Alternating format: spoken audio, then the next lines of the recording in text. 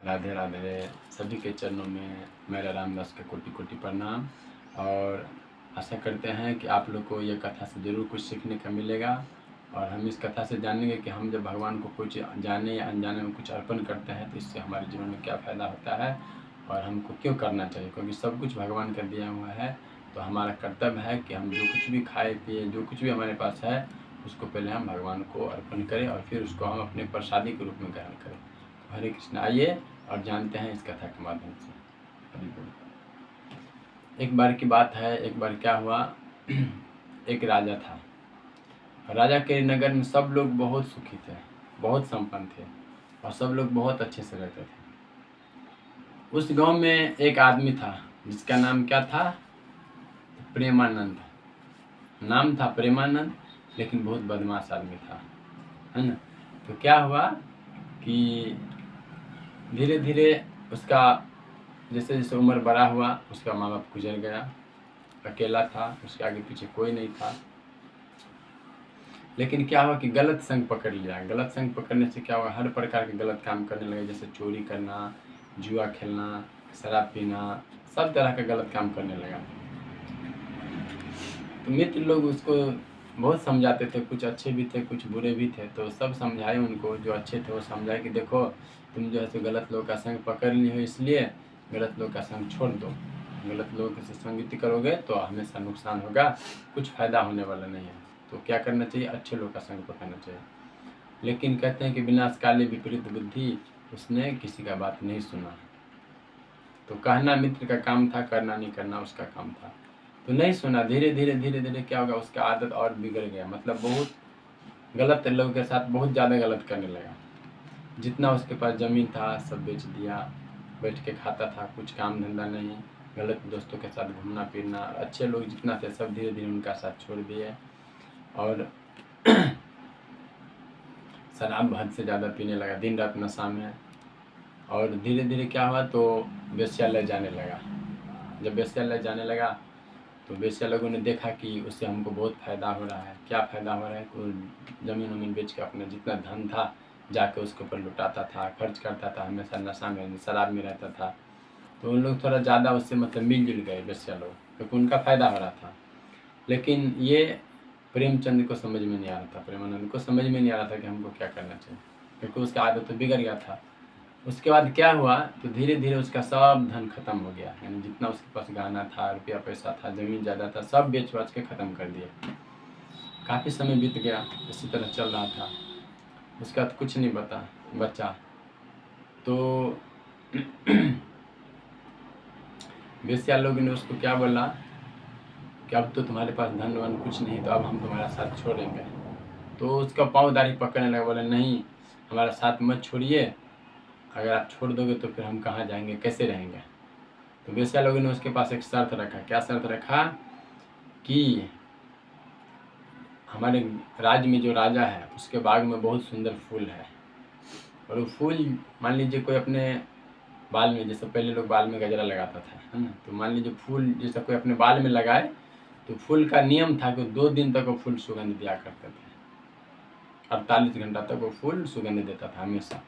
तो बहुत फेमस फूल था, लेकिन सिर्फ राजा के दरबार में ही था। तो वेश्या लोगों ने उसको क्या बोला कि आप ना हमको सप्ताह में ये एक फूल ला कर दे दिया करो बस। तो बोला ठीक है हम लाएंगे। लेकिन राजा के दरबार में कैसे लाएगा, तो किसी बहाने से राजा के दरबार में घुस के, और क्या करता था, सप्ताह में एक बार जाके और वहाँ से फूल चोरी करके लाता था। तो एक नहीं 2 लाता था, क्योंकि उसके घर पे 2 वेश्या रहते थे। तो फूल लेके आता था और ला के वेश्या को देता था। तो वो लोग उस फूल को 1 सप्ताह तक संभाल के अपना अच्छे से गजरा बाल में लगा के और रहते थे। धीरे धीरे ऐसा होने लगा तो फिर नगर में चर्चा चलने लगा कि राजा के दरबार में से मतलब 2 फूल चोरी हो जाता है, कभी कभी 15 दिन पे, महीना या सप्ताह दिन पे चोरी हो रहा है, क्योंकि फूल इम्पोर्टेंट था। तो राजा ने क्या किया, उसको छानबीन शुरू करवा दिया। जब छानबीन शुरू करा तो एक दिन ऐसे फूल लेने के लिए गया प्रेमानंद। तो फूल लेने के लिए जब गया राज दरबार में, तो वहाँ से फूल तोड़ कर जब आ रहे थे, तो राजा के सैनिक ने देखा कि अंधेरा में कोई व्यक्ति राज दरबार से निकला है। तो सब उसका पीछा किया। जब सब उसका पीछा किए तो भागा। भागते भागते क्या हुआ, उसके हाथ से फूल गिर गया। जब उसके हाथ से फूल गिर गया तो राजा के सैनिक तो पहचान नहीं पाया कि वास्तव में था कौन, अंधेरा था। लेकिन प्रेमानंद वहाँ से भाग गए तो कहाँ गए? अपने घर आने के बाद वेश्या लोग को बताया सब इस तरह का बात हुआ है। तो वेश्या सब ने उसको प्रणाम किया, बोला भाई अब मैं तुम्हारा साथ छोड़ रही हूँ, अब मुझे हम लोग को छोड़ो, हम लोग को जाने दो, हम लोग को प्राण बचाना है, क्योंकि राजा को पता चल गया तो फिर हम लोग को भी मार देगा राजा। तो बोला ठीक है। प्रेमानंद भी क्या किया, उसी के साथ अपने घर से भाग गया। घर से भागा और वहीं अपने मित्र के साथ, वहाँ से भागने के बाद उसका एक मित्र था, उसके साथ वो अपनी मतलब राज छोड़ के दूसरा जगह भाग गया, दूसरे राज्य में चला गया। क्यों? क्योंकि अगर राजा का सैनिक मुझे पकड़ लेगा तो मुझे मार दिया जाएगा। तो प्राण बचाने के चलते अपने राज्य से दूसरे राज्य में भाग के चला गया। उसके बाद क्या हुआ, जब सवेरा होने का समय आया तो कुछ भगवान का भक्त जो पूजा करने जा रहे थे मंदिर में, उन लोग को रास्ते में वो फूल मिल गया। कौन सा? जो फूल प्रेमानंद तोड़ के भाग रहा था, वो फूल मिला। जब वो फूल मिला तो उन लोगों को देखा तो फूल तो बहुत अच्छा था, उसका सुगंध भी अच्छा था। तो प्रेमानंद उन लोगों ने क्या किया, फूल को उठाया अच्छे से और पानी में धो के और गंगा जल से शुद्ध करके वो लोग मंदिर गया। वहाँ पर जाकर क्या किए, भगवान का जब वो लोग पूजा आरती करने लगे तो वहाँ पर वो फूल को भगवान को समर्पित कर दिया, दोनों फूल को। जब समर्पित कर दिए तो भगवान ने उस फूल को स्वीकार कर लिया, क्योंकि भगवान गीता में बताते हैं कि पत्रम पुष्पम फलम तो यम योमा भक्त प्रसन्ति। अगर प्रेम से भक्त भगवान को फूल पत्र जल अर्पित करे तो भगवान उसको प्रेम से लेते हैं, भगवान को 56 भोग नहीं चाहिए। तो उन लोगों ने जैसे प्रेम से वो फूल दिया तो भगवान ने उसको स्वीकार कर लिया। उसके बाद कुछ समय के बाद जाकर प्रेमानंद का क्या हुआ, तो मृत्यु हुआ।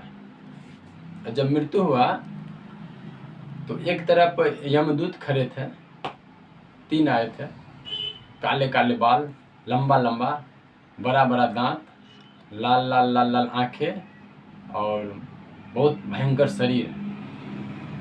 तो प्रेमानंद उसको देखकर डर रहे थे कि तीनों अब पता नहीं मुझे क्या करेगा। और एक तरफ भगवान का विमान आया था, दूसरा तरफ देखा तो भगवान का विमान है, एक तरफ देखे तो यमदूत। तो प्रेमानंद सोच रहे थे एक तरफ ये विमान है, दूसरा तरफ जो है सो ये है। विमान पे इतना सुंदर सुंदर मतलब भक्त में ये वैष्णव लोग आया है जो इतना सुंदर दिख रहा है, देवी देवता के जैसे, 4 हाथ है, सुंदर सुंदर माथा में मुकुट है, स्वर्ण मुकुट है, कान में सुंदर सुंदर कुंडल है, उसका भी बहुत अच्छा अच्छा मतलब सुंदर बाल कटिंग किया हुआ है, चेहरा सबका बहुत सुंदर है, इतना मतलब सुगंधित उनके मतलब विमान से सुगंधित गंध निकल रहा था, जैसे हम लोग बोलते हैं जैसे सूंघना। और एक तरफ जो है यमदूत है जो इतना खतरनाक दिख रहा है, जैसा हम आपको बताए थे। तो घबरा रहे थे कि वास्तव में ये दोनों यहाँ पर आए क्या। तो उसने पूछा, क्योंकि वो उस समय मरने वाला था, तो पूछा तो बोला हम यमदूत हैं, यमदूत ने यमराज ने हमको भेजा है कि उसको लाना है, तो तुमको यमलोक ले जाएंगे, तुम बहुत पाप किए हो तो तुमको जैसे यमलोक में जितना पाप किया हो सबका दंड मिलेगा।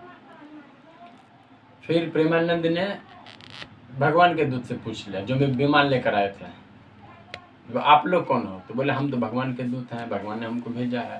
बोले कहाँ भेजा है? बोला आपके पास भेजा। बोला हमारे पास क्यों भेजा है?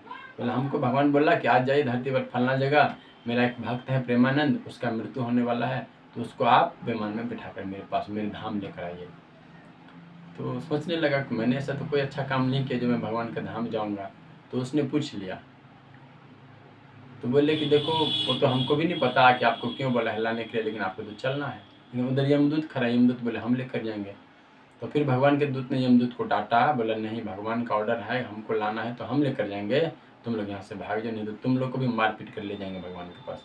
तो तीनों यमदूत वहाँ से भाग गए और प्रेमानंद का शरीर आत्मा मतलब शरीर को छोड़ दिए, यानी मृत्यु हुआ और शरीर को छोड़ के आत्मा निकला, तो उसको सुंदर विमान पर बैठाकर और लेके जा रहे थे कहाँ? तो भगवान के धाम। जब भगवान के धाम लेकर जा रहे थे तो प्रेमानंद सोच रहा था कि मैंने ऐसा कौन सा मतलब अच्छा काम किया जिस कारण से मुझे भगवान अपने धाम बुला रहे हैं। तो जब वो जा रहे थे तो वही फूल का सुगंध उसको लग रहा था, जो फूल उसने भगवान को मतलब अनजाने में गिरा कर भागा था राज दरबार से। तो जब वो देखा कि वो विमान के पास आसपास में जो फूल लगा हुआ है उसमें वो 2 फूल था, कौन सा? जो राज दरबार से चुरा कर लाए थे। तो पूरा खुश हो गया, बोले ये फूल तो मैं हमेशा चोरी करता था राजा के दरबार में, तो ये फूल यहाँ पे कैसे आ गया? बोला हमको तो नहीं पता। हम तो बस भगवान हमको बुलाए, हम विमान दिए, हम अपना आपको लेने के लिए आ गए।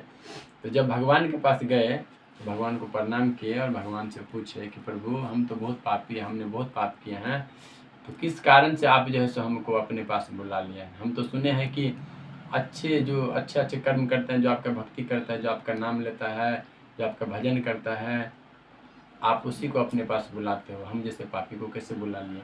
तो भगवान हंसने लगा और भगवान ने मुस्कुरा कर बोले कि हे प्रेमानंद, तुमको शायद नहीं पता है कि तुम्हारे हाथ से अनजाने में तुमने जो फूल चोरी के भाव से, यानी चोरी के भाव से चोरी किए थे किसी के राजा के दरबार में, वो फूल तुम्हारे हाथ से तोड़ा गया था और तुम्हारे हाथ से गिरा था, और उस फूल को किसी ने अनजान बस मेरे चरण तक पहुंचा दिया।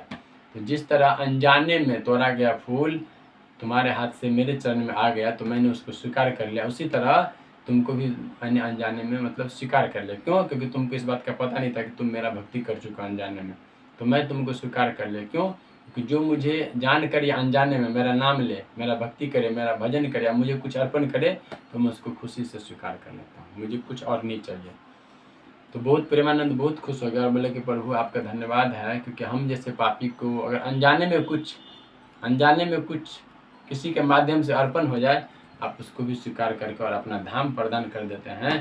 तो जो आदमी जानबूझकर आपके प्रति कुछ लाएगा, आपको भोग लगाएगा, आपको खिलाएगा या आपको कोई चीज़ अर्पण करेगा, तो उसको तो आप निश्चित रूप से अपने धाम बुलाओगे। तो सभी से मेरा निवेदन है कि आप सब भगवान की सेवा करिए, और जो कुछ भी घर में लाते हैं उसको पहले जो भगवान को चढ़ाने लायक हो उसको पहले भगवान को समर्पित करिए और विश्वास करिए, क्योंकि भगवान के मर्जी के बिना इस संसार में पत्ता नहीं हिलता है। तो हम जो भी करते हैं सब भगवान के नज़र में आता है। ठीक है, हरे कृष्ण।